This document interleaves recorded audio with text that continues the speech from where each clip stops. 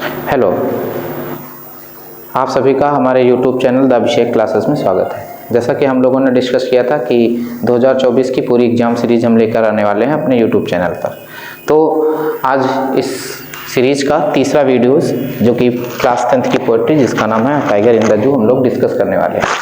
ये बहुत ही important poem है एग्ज़ाम की दृष्टि से भी, और इनफैक्ट इसमें कंट्रास्ट दिया गया है एक टाइगर इन द जू में और टाइगर इन द फॉरेस्ट में।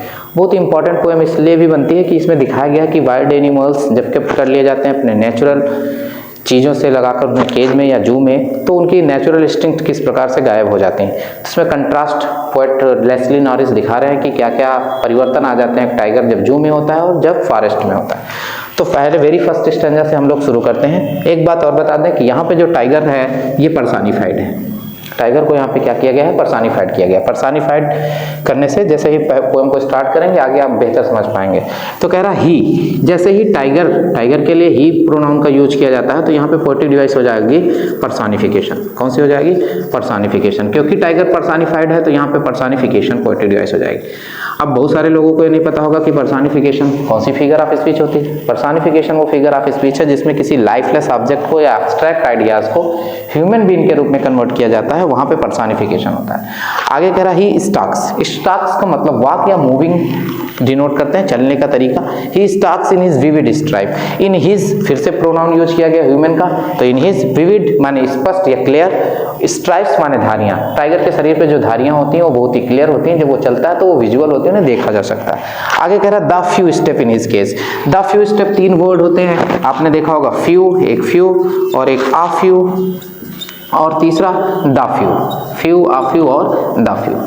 When something is equal to nothing तो हम यूज करते हैं फ्यू, जब something is equal to something तो हम यूज करते हैं a few, when something is equal to everything हम यूज करते हैं द फ्यू को। तो यहाँ पर यूज किया गया है the few. It mean something वो जितने स्टेप चलना चाहता है अपनी केज में सफिशिएंट स्टेप को चल लेता है। आगे कह रहा है ऑन पैड्स। पैड्स गद्दीदार पैर जो टाइगर के होते हैं, पंजे, उनको डिनोट कर रहा है। Pads of velvet. यहाँ पर पैड्स ऑफ वेलवेट में एक और इंपॉर्टेंट पोएटिक डिवाइस का इस्तेमाल किया गया है जिसे हम मेटाफर के नाम से जानते हैं। किस नाम से जानते हैं? मेटाफर।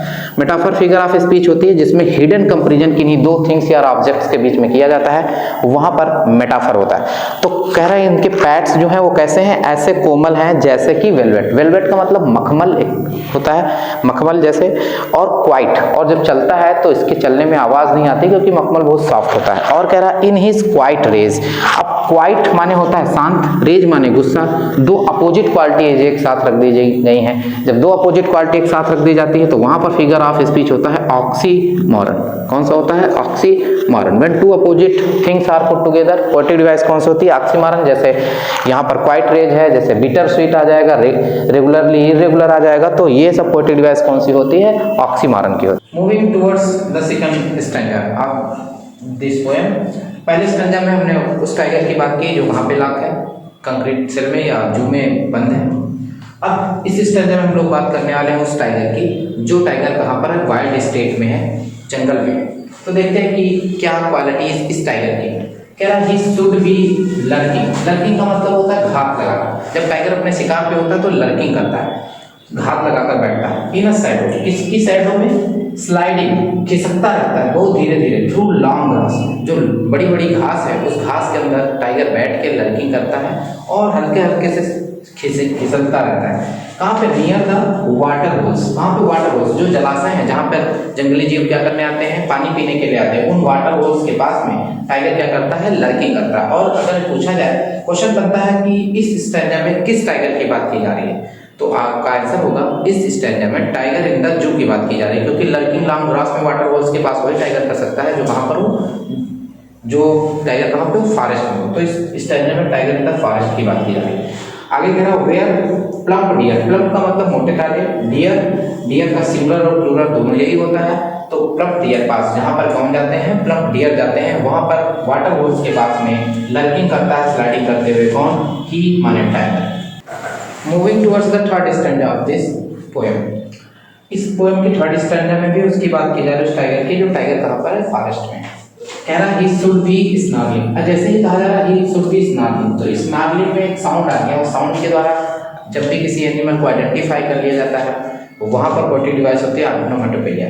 तो around the houses at the jungle says, as का मतलब होता है किनारे। जब जंगल के किनारे से जो टाइगर है ये क्या कर देता है, स्नार्लिंग कर देता है, मतलब दहाड़ देता है, तो क्या हो जाता है और क्या कर देता है, बेयरिंग। बेयरिंग माने शो करना, बेयरिंग का मतलब है शो माने दिखाना, और दिखा देता है क्या, हिज वाइट फैंक्स। फैंक्स का मतलब निकल दांत, जो टाइगर्स के होते हैं काफी बड़े होते हैं, उनको दिखाता है, और इस क्लास अपने पंजों को दिखाता है, जिससे क्या होता है, टेरराइजिंग द विलेज, पूरे फेरोसिस कर देता है, डरा के रख देता है किसको, पूरे विलेज को, पूरा गांव डर के रह जाता है। जब भी टाइगर जंगल के एज से क्या कर देता है, बहुत तेज से घुरा देता है। दो स्टैंजास में कंटेस्ट के बताने के बाद टाइगर इन द फॉरेस्ट की फिर से पोएट लौटता है टाइगर इन द जू के ऊपर, और बताता है मेरा वही टाइगर जो कि भी फेरोसिस कर दे रहा था, डरा के रख दे रहा था पूरे गांव को, अपनी पावर से, अपनी स्ट्रेंथ पे लॉक हो जाता है। कंक्रीट से आपको पता है कि कंक्रीट होता है जिसमें सीमेंट की और मोरंग से बनाया जाता है, एक बहुत ही रिजिड स्ट्रक्चर जिसको तोड़ना पॉसिबल नहीं होता है